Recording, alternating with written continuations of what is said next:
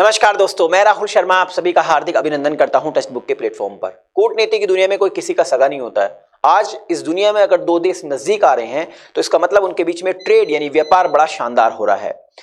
आजकल भारत के विदेश मंत्री एस जयशंकर साहब रूस के दौरे पर हैं। आप सभी जानते हैं कुछ समय से भारत और रूस के बीच में ट्रेड बड़ा शानदार हो रहा है। पूरी दुनिया ने रशिया पर जब सैंक्शंस यानी प्रतिबंध लगा दिए, उन सभी प्रतिबंध को दरकिनार करते हुए भारत ने सस्ते दामों पर कच्चा तेल खरीदना शुरू कर दिया रशिया से। पूरी दुनिया में यह दिखाया गया कि भारत को जबरदस्त प्रॉफिट हो रहा है, बहुत प्रॉफिट हो रहा है। लेकिन दोस्तों, इससे कहीं गुना ज्यादा प्रॉफिट रशिया हमसे ले गया है। अब भारत के विदेश मंत्री जब रशिया जाने थे तो उनका स्वागत जबरदस्त होना ही था, क्योंकि भारत से उनको प्रॉफिट हो रहा है। अब कल एक प्रेस कॉन्फ्रेंस होती है दोस्तों। उस प्रेस कॉन्फ्रेंस में रशिया के विदेश मंत्री ने कुछ ऐसे स्टेटमेंट दे दिए जिसके बाद जयशंकर साहब पर रहा नहीं गया और उन्होंने भैया सुना दी जबरदस्त तरीके से रशिया को। आखिरकार वो न्यूज क्या है, इसको मैं आपको डिटेल में समझाने की कोशिश करता हूं। पहले तो अलग अलग न्यूज़पेपर की हेडलाइंस बता देता हूं। देखिए, जो टास है, रशिया की जो न्यूज एजेंसी है, उसने कहा है record trade between India and Russia is fine but trade must be balance. लेकिन व्यापार संतुलन होना चाहिए, ऐसा जयशंकर साहब ने कहा है।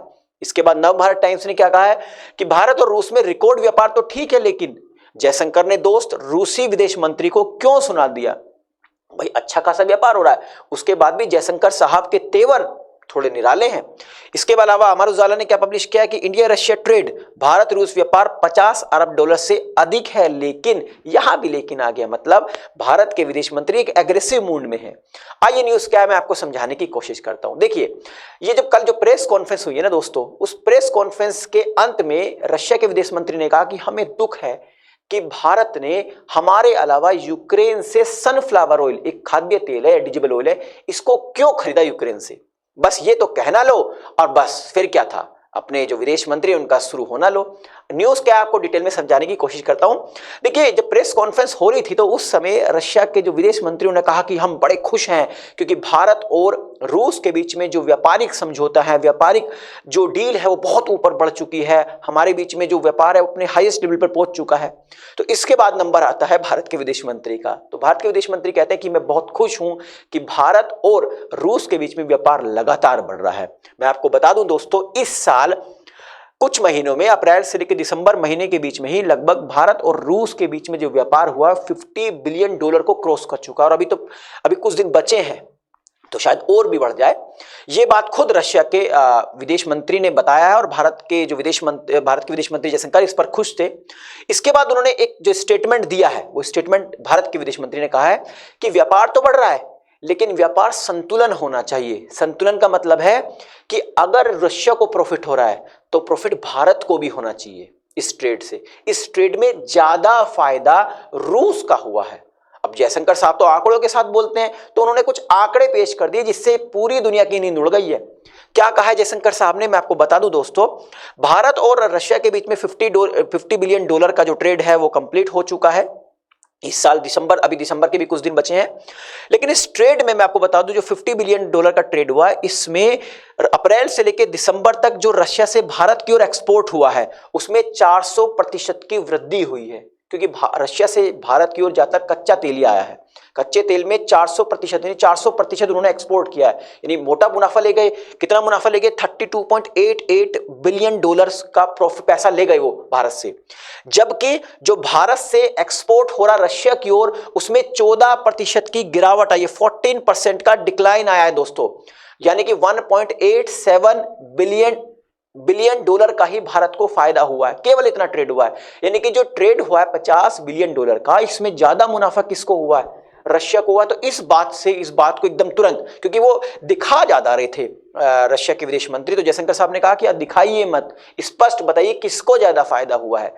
और जब उखड़ गए वो, ये जवाब तब दिया उन्होंने जब उन्होंने कहा कि हमें दुख होता है कि भारत ने सनफ्लावर ऑयल यानी एडिजिबल ऑयल यूक्रेन से खरीदा। तो ये माजरा क्या है, मैं आपको ये भी समझाने की कोशिश करता हूं। देखिए, मैंने इस पर भी वीडियो बनाई थी जिसमें इकोनॉमिक्स टाइम्स ने पब्लिश किया था कि भारत ने रशिया को झटका दिया था जब भारत ने सस्ते दामों पर यूक्रेन से सनफ्लावर ऑयल खरीदा था। वो भी इसलिए खरीदा था क्योंकि भारत के लाख मना करने के बावजूद भी रशिया ने सस्ते दामों पर पाकिस्तान को कच्चा तेल मुहैया कराया था। तो भारत जवाब देना तो जानता है, तो भारत ने भी क्या करा, भाई जब तुम अपना फायदा देख रहे हो तो भारत क्यों ना देखे। तो भारत ने सस्ते दामों पर यूक्रेन से सनफ्लावर ऑयल खरीद लिया।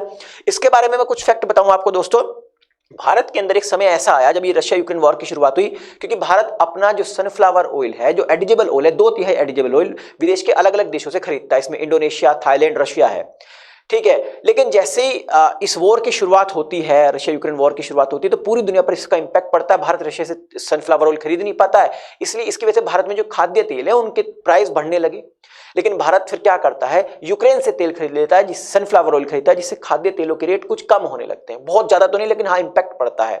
इस बात को रिपीट किया है रशिया के विदेश मंत्री ने। आइए थोड़ा सा और इसके बारे में बता देता हूं। देखिए, अगर दुनिया में मैं बात करूं सबसे ज्यादा सनफ्लावर ऑयल कहां पर प्रोड्यूस होता है, तो सबसे ज्यादा यूक्रेन के अंदर होता है, उसके बाद रशिया में होता है, फिर अर्जेंटीना में होता है। सनफ्लावर ऑयल की बात कर रहा हूं। सनफ्लावर ऑयल एक खाद्य तेल है। अब इस युद्ध से पहले, रशिया यूक्रेन वॉर से पहले, भारत जो था लगातार यूक्रेन से, क्योंकि यूक्रेन बहुत बड़ा प्रोड्यूसर है सनफ्लावर ऑयल का, तो इससे सनफ्लावर ऑयल खरीद रहा था। लेकिन दोस्तों होता क्या, जैसे इस युद्ध की शुरुआत होती है तो भारत सोचता है क्यों रशिया से अपने संबंध खराब किए जाएं, वो यूक्रेन से दूरी बना लेता है। और दूरी बनाने के चक्कर में भारत के अंदर जो खाद्य तेलों के दाम लगातार बढ़ने लगते हैं। अब इतने बढ़ जाते हैं, ठीक है, कि भारत के अंदर जो खाद्य तेल है वो महंगाई को, देखिए लोग बाग खाद्य तेल हैं जो वो डेली कंज्यूम करते हैं, तो ऑटोमेटिकली इसका तो इंपैक्ट पड़ना ही था, महंगाई बढ़ने लगती है। लेकिन दोस्तों जब देखता है ना भारत की रशिया केवल अपना प्रॉफिट देख रहा है, तो भारत भी यूक्रेन की ओर मूव कर जाता है। वैसे मैं कुछ और आंकड़ा बता देता हूं आपको। भारत के अंदर अगर मैं हर साल की बात करूं तो 2.5 मिलियन टन सनफ्लावर ऑयल की खपत होती है, जिसमें से प्रति महीने 2 लाख टन सनफ्लावर ऑयल की आवश्यकता होती है। यह आंकड़ा दिया है solvent extract association of India के द्वारा।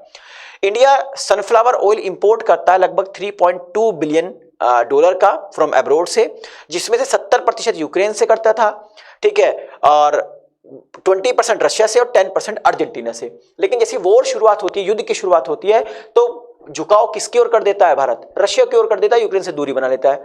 लेकिन रशिया क्या करता है, हमें बाईपास करके, मतलब हमें साइड बाय करके, हमारी बात ना सुन के पाकिस्तान को सस्ते दामों पर तेल देने लगता है, क्रूड ऑयल देने लगता है। तो भारत भी जवाब देता है। तो ये सारी बातें जो बताई गई हैं भारत के विदेश मंत्री की ओर से रशिया के विदेश मंत्री को, जो खरी खरी सुनाई गई है, वो ये माजरा था। भारत कुछ नहीं बोलते, विदेश मंत्री साहब कुछ नहीं बोलते। उन्होंने कहा कि आपने सनफ्लावर ऑयल क्यों खरीदा, तो वित्त मंत्री ने, हमारे जो विदेश मंत्री, उन्होंने कहा सुनिए भाई जरा, अब जरा ध्यान से सुनिए, इसमें हमें कोई खास प्रॉफिट नहीं हुआ, प्रॉफिट आप ही को हुआ है। हमें तो दुनिया खामे खा बदनाम कर रही है। आपने हमसे क्या सामान खरीदा, हमारे सामानों पे तो आपने कभी कुछ कह के बंदिशें लगा दी, अलग अलग तरीके से बंदिशें लगा रखी हैं। तो ये एक वीडियो थी जिसके माध्यम से मैं आपको ये बताना चाह रहा था कि भारत जवाब देना सीख रहा है। ठीक, आई थिंक इस वीडियो के माध्यम से जो इन्फॉर्मेशन मैं आप तक पहुंचाना चाहता हूं पहुंच गई होगी। जाने से पहले एक इन्फॉर्मेशन और देता हूं आपको रिगार्डिंग सुपर कोचिंग के निर्णायक बैच के बारे में। देखिए, निर्णायक एक सिंगल प्लेटफॉर्म है यूपीएससी 2024 के प्रीलिम्स मेंस और इंटरव्यू के प्रिपरेशन के लिए। यहाँ पे डेली बेसिस पर एक्सपर्ट्स के द्वारा लाइव सेशंस होते हैं ताकि आपके डाउट्स ना रहे और रिवीजन होता रहे। इसके अलावा इंडिया के जो टॉप मोस्ट इंस्टीट्यूशन है वहां पर पढ़ाने वाले एजुकेटर्स की प्री रिकॉर्डेड वीडियोस का कलेक्शन भी आपको प्रोवाइड किया जाता है। लगभग 8 ऑप्शनल सब्जेक्ट जैसे PSIR, geography, anthropology, history in the literature, public administration, sociology, philosophy जैसे सब्जेक्ट आपको कवर कराए जाते हैं। प्रिंटेड स्टडी मटेरियल भी प्रोवाइड किया जाता है। बुक्स यानी हैंड रिटन नोट्स भी आपको प्रोवाइड किए जाते हैं। मेंटरशिप प्रोग्राम्स भी यहाँ पर अवेलेबल है। अगर मैं मेंस की बात करूँ तो मेंस की टेस्ट सीरीज और कॉपी ई वैल्यूएशन का फीचर्स भी आपको यहाँ दिया गया। अब आप सोच रहे होंगे इस कोर्स को कैसे परचेज किया जाए, तो इस वीडियो के डिस्क्रिप्शन में जाइएगा, वहां पर एक लिंक दी गई है, उस लिंक पर क्लिक कीजिए, सिंपल से स्टेप्स को फॉलो कीजिए। मेरे कूपन कोड आर शर्मा का इस्तेमाल करते हुए आप 25% का डिस्काउंट इस कोर्स में ले सकते हैं। इस कोर्स से संबंधित आपकी कोई क्वेरी है, कोई डाउट है, अगर कोई शिकायत भी है, तो हमारे दिए गए नंबर 7400452383 पर आप कॉल कर सकते हैं। हमें, हमारी टीम को बेहद खुशी होगी आपकी मदद करते हुए। जाने से पहले एक रिक्वेस्ट और है, अगर आपने अभी तक हमारे चैनल को सब्सक्राइब नहीं किया तो इस चैनल को सब्सक्राइब करना ना भूलें, और हाँ, बेल आइकन को जरूर प्रेस करें ताकि जो भी मेरी वीडियोस आए उसका नोटिफिकेशन आप तक पहुंचता रहे। वीडियो पसंद आई है तो लाइक और शेयर कीजिए ताकि मुझे एक मोटिवेशन मिल सके इस तरह के कंटेंट बनाने के लिए। आप सभी का बहुत बहुत शुक्रिया। नमस्कार, जय हिंद दोस्तों।